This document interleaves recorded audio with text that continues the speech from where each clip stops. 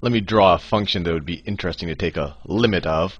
And I'll just draw it visually for now, and then we'll do some specific examples a little later. So that's my y-axis, and that's my x-axis. And let's say the function looks something like, I'll make it a fairly straightforward function. Let's say it's a line for the most part. Let's say it looks just like that, except it has a hole at some point x is equal to a. So it's undefined there. And let me black that point out just so you can see that it's not defined there. And that point there is x is equal to a. This is the x-axis. This is the y is equal to f of x axis. Or let's say, just say that's the y-axis.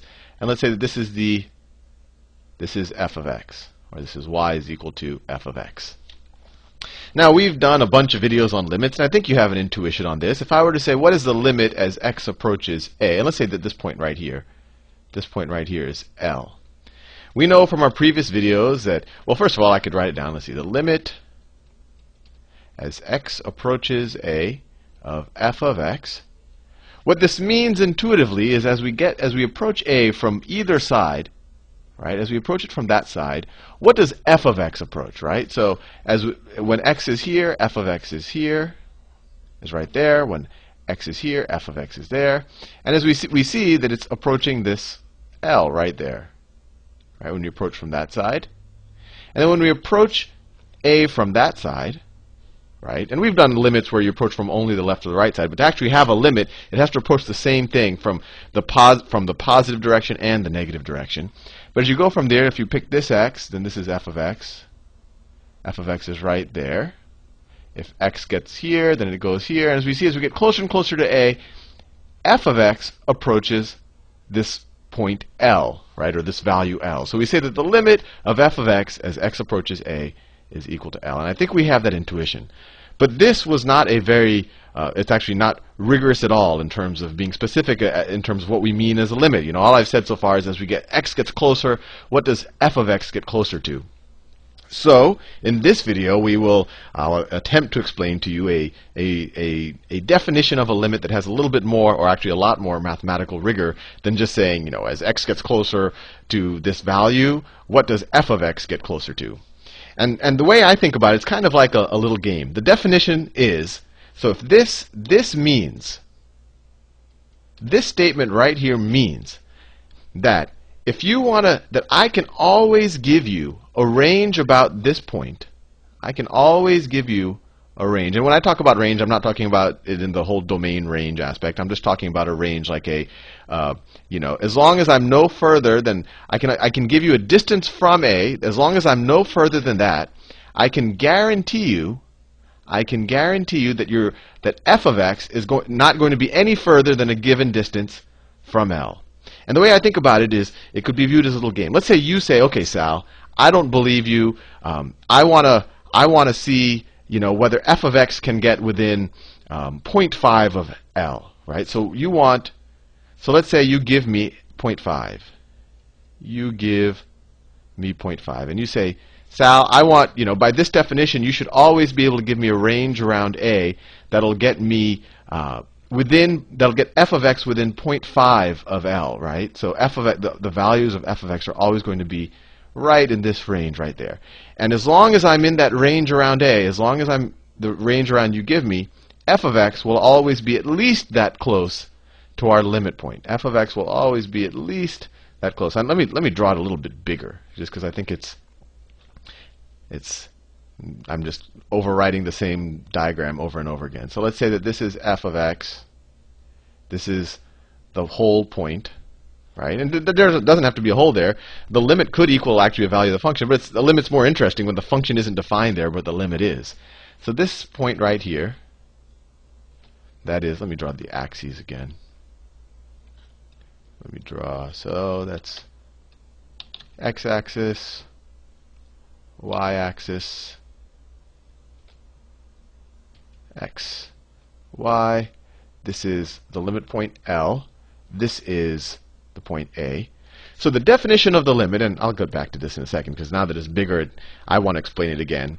It says this this means, and this is the epsilon delta definition of limits, and we'll touch on epsilon and delta in a second, is I can guarantee you that f of x will, you give me any distance from L you want, right? And actually, let's call that epsilon, and let's just hit on the definition right from the get-go. So you say, I want to be no more than epsilon away from L. And epsilon can just be any number greater, any real number greater than 0. So that would be, this distance right here is epsilon. This distance there is epsilon, right? And for any epsilon you give me, any real number, so this is, you know, this would be L plus epsilon right here. This would be L minus epsilon right here. The epsilon delta definition of this says that no matter what epsilon you give me, I can always specify a distance around A, and I'll call that delta. I can always specify a distance around A. So let's say this is delta less than A, and this is delta more than A. This is the letter delta.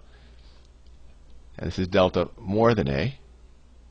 Where as long as you pick an x that's within A plus delta and A minus delta, as long as the x is within here, I can guarantee you that the f of x, the corresponding f of x, is going to be within your range. And if you think about it, this makes sense, right? It's essentially saying, I can get you as close as you want to this limit point just by, you know, and when I say as close as you want, you define what you want by giving me an epsilon. It's a little bit of a game. And I can get you as close as you want to that limit point by giving you a range around the point that x is approaching. And as long as you pick an x value that's within this range around A, as long as you pick an x value around there, I can guarantee you that f of x will be within the range you specify. And so, you know, just to make this a little bit more concrete, you could give me, let's say you say, I want f of x to be within 0.5. Let's just, for, you know, make everything concrete numbers. Let's say this is the number 2, and this is, let's say this is number 1, right? So we're saying that the limit as x approaches 1 of f of x, I haven't defined f of x, but it looks like a line with a hole right there, is equal to 2. This means that you could give me any number. Let's say you want to try it out for a couple of examples. Let's say you say, I want f of x to be within let me do a different color. I want f of x to be within 0.5 of 2, right? So this would, you know, I want f of x to be between 2.5 and 1.5. Then I could say, okay, as long as you pick an x that's within, I don't know, I could, you know, it could be arbitrarily close, but as long as you pick an x that's, let's say it works for this function, that's between, I don't know, 0.9 and 1.1, right? So in this case, the delta from our limit point is only 0.1.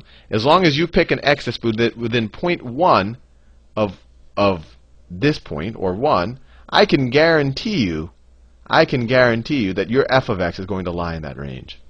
And so hopefully you get a little bit of sense of that. Let me define that with the actual epsilons and delta, and this is what you'll actually see in your math textbook. And then we'll do a couple of examples. And just to be clear, that was just a specific example. You gave me one epsilon and I gave you a delta that worked. But in order for this, by definition, the definition of the epsilon, if this is true, or if someone writes this, they're saying it doesn't just work for one specific instance. It works for any number you give me. You can say I want to be within 1/millionth of a, you know, 1 to the or 10 to the negative 100th power of 2, you know, super close to 2, and I can always give you a range around this point where, as long as you pick an x in that range, f of x will always be within this range that you specify, within that, you know, 1/trillionth of a unit away from the limit point. And of course, and the one thing I can't guarantee you is what happens when x is equal to a. I'm just saying you can get, as long as you pick an x that's within my range but not on a, it'll work. Your f of x will show up to be within the range you specify. And just to make the math clear, because I've been speaking only in words so far, and this is what you see in the textbook. It says, look, you give me any epsilon, so give me any epsilon greater than 0. And anyway, this is a definition, right? If someone writes this, they mean that you can give them any epsilon greater than 0, and then they'll give you a delta. They'll give a delta, right? And remember, your epsilon is how close you want f of x to be to your limit point, right? It's a range around f of x. They'll give you a delta, which is a range around a, right? Let me write this. So limit as x approaches a of f of x is equal to L. So they'll give you a delta where as long as x is no more than delta of, so as long as, you know, so the distance between x and a, right? So if we pick an x here, let me do another color. If we pick an x here, the distance between that value and a, as long as, one, that's greater than 0, so that x doesn't show up on top of a, right? Because the function might be undefined at that point. But as long as the distance between x and a is greater than 0 and less than this x range that they gave you, it's less than delta. So as long as you take an x, you know, if I were to zoom the x-axis right here, this is a, and so this would right here would be, this distance right here would be delta, and this distance right here would be delta. As long as you pick an x value that falls here, so as long as you pick that x value, or this x value, or this x value, as long as you pick one of those x values, I can guarantee you that the distance between your function and the limit point, so the distance between, you know, when you take one of these x values and you evaluate f of x at that point, that the distance between that f of x and the limit point is going to be less than the number you gave them, right? And if you think of it, you know, it's almost, it seems very complicated, and I have mixed feelings about where this is included in most calculus curriculums. It's included in like the third week before you even learn derivatives, and it's kind of this very mathy and rigorous thing to think about, and you know, it tends to derail a lot of students, and a lot of people I don't think get a lot of the intuition behind it. But this is you know, it is mathematically rigorous, and I think it is very valuable once you actually study, you know, more advanced calculus or become a math major. But with that said, this does make a lot of sense intuitively, right? Because before we were talking about, look, you know, I can get you as close as x approaches this value, f of x is going to, as x approaches this value, f of x is going to approach this value. And the way we mathematically define it is, you say, Sal, I want to be super close. I want the distance to be f of x and L, you know, I want it to be 0.0000001. Then I can always give you a distance around x where this will be true. And I'm all out of time in this video. In the next video, I'll do some examples where I prove the limits, where I prove some limit statements using this definition. And hopefully, you know, when we use some tangible numbers, this definition will make a little bit more sense. See you in the next video.